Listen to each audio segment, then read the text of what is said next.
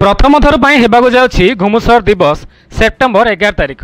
आज आम जो भौगोलिक ओडिशार अधिवासी ताहार अंतुड़ीशाल जे गंजाम जिला घुमुसर तालुक और यही प्रदेश गठनर आद्य उद्योक्ता थिले सेठिकार दीनबंधु पट्टनायक। आज ताहा विस्मृति गर्भरे प्रायतः लोप हो गलानी।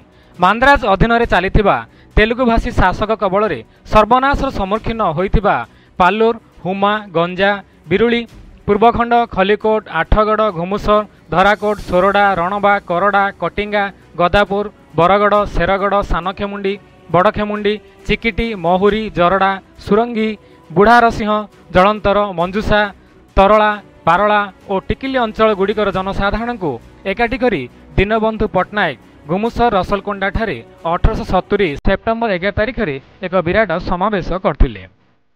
सरकारी दफ्तर मानकरे विशेषतः थाना और अदालत गुड़िकरे ओडिया भाषा परिवर्ते तेलुगु भाषा कार्य हेतुवारु ओडिया लोकमाने नाही नथिबा दुर्दशार सम्मुखीन हेउथिले। तेणु सही सभारे एक प्रस्ताव गृहीत होइतिला जे प्रशासन रे ओडिया भाषा प्रचलन करने और ओडिया भाषाभाषी अंचल गुड़िक एकत्र करने निमंते गवर्नर जनरल को सम्मुखें दाबी उपस्थापन करने। जेहेतु बंग, बिहार और मध्य प्रदेश में संयुक्त होई नथिबा ओडिया अंचल गुड़िक ओडिशा जिला भावे परिचित थिला एवं तार मुख्य शासन केन्द्र थिला कटक। सही हेतु कटकवासी तरफ उत्कलीय मानकु एहार नेतृत्व नेबाकु आवेदन करा जायतिला। सही ऐतिहासिक प्रस्ताव रे कुआ जायतिला शास्त्रानुसार उत्कल देश समग्र एकत्र होई ओडिशा जिले में रहिबा और सर्वत्र उत्कल देशर अदालत रे उत्कल विद्या प्रचलन हेबा निमित्त भारतवर्षर श्रीयुत राइट ऑनरेबल गवर्नर जनरल बहादुर हजूरु हुकुम हेबा कारण कटक जिला उत्कल देशीय महाशय माने यथोचित तदबीर करी चिरस्थायी कीर्ति रखिबार जश प्रकाश करंतु।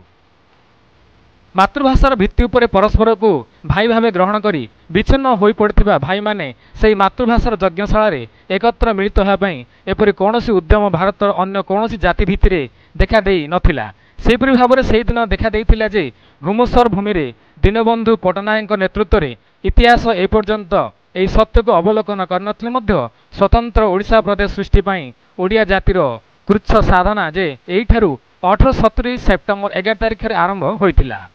ओडिशा सृष्टिर 80 वर्ष पर शासन रे ओडिया भाषार अपरिहार्यता पई आमे जेतेबेले आंदोलन करुछु दीनबंधु पट्टनायक निकट में स्वतः नई जाउछि मथा। भाषा आंदोलन प्रतिवर्ष सेप्टेम्बर 11 तारिख को घुमुसर दिवस रूपे पालन करने को हक रही। से निमित्त आसंतु ऐतिहासिक गणपर्व को समस्ते पालन करवा घुमुसर दिवस रूपे।